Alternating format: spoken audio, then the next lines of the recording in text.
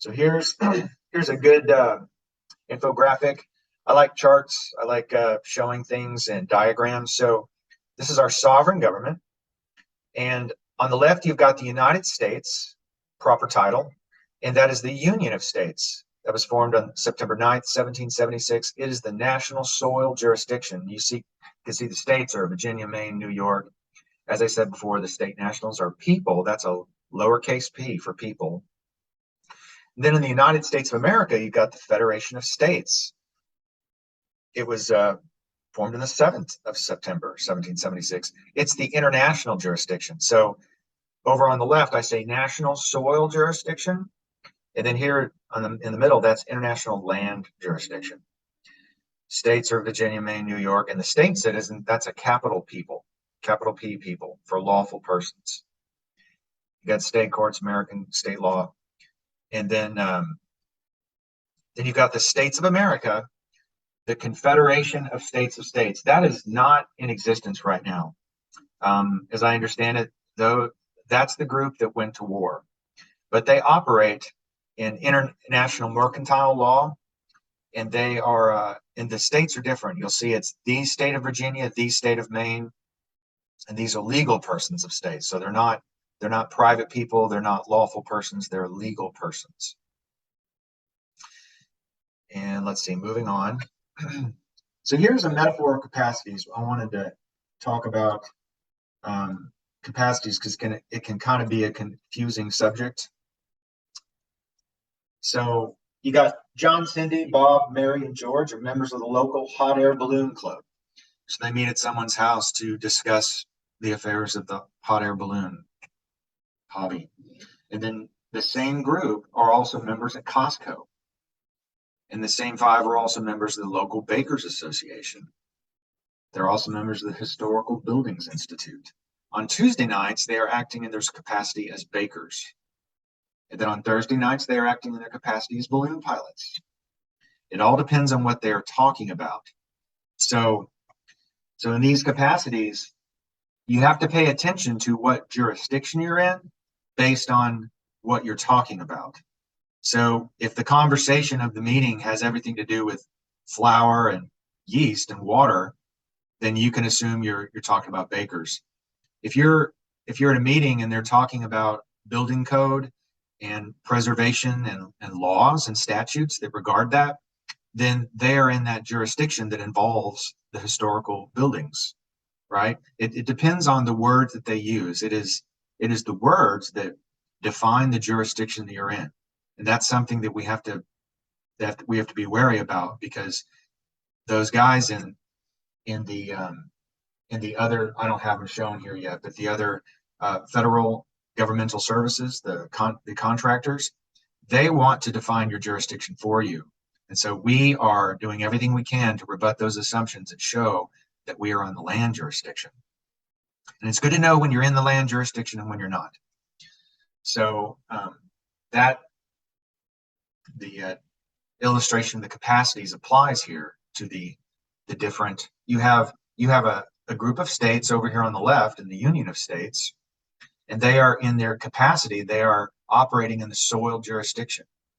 But that same group of states, each of them has given their international and global powers to the Federation of States. And so it holds the international and global jurisdictions, and it's operated by state citizens. So they're operating in their international capacity in the Federation of States, but all of the states on the national soil jurisdiction, they're only operating in their national jurisdiction, and you'll see why there's a separation. So here you have on the lower half the 3 federal government providers. So you have the original Federal Republic, the States of America, and that has been missing since 1860. And then you have the British territorial, which is a democracy. And you've heard the term, we live in a democracy, right? We don't live in a democracy. We live in a republic, or at least that's what we're rebuilding. We are reconstructing the republic. But they like to tell you that we're in a democracy because that's what they are. They are an incorporated entity and they are run like a democracy.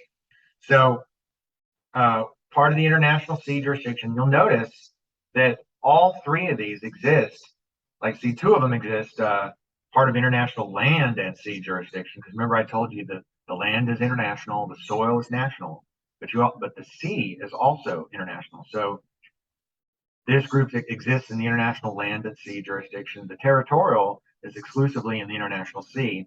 And the municipal government exists in the air jurisdiction. This is the jurisdiction of the trust.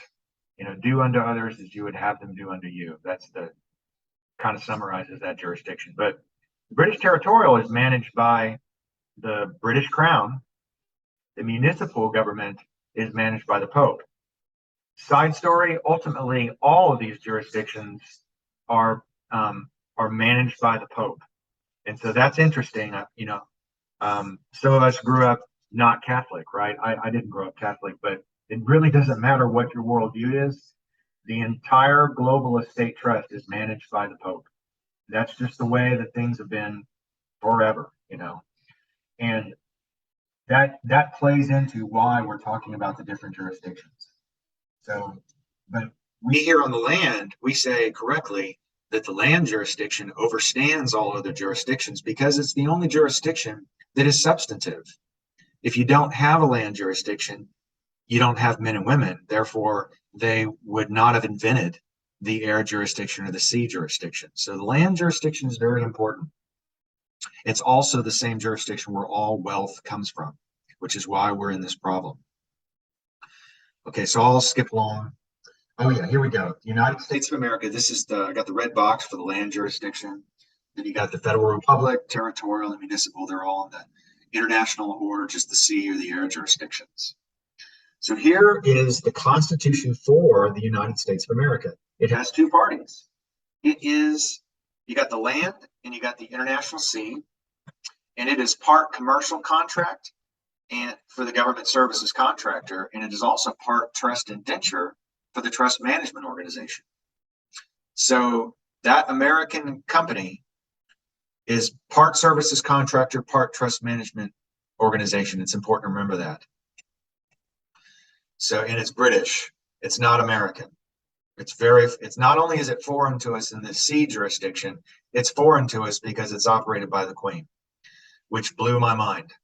Here I thought I was living in America, and I've been considered a U.S. citizen and employee of a foreign government. So the United States of America, the Federation of States, it has been presumed to be in reconstruction and not functioning.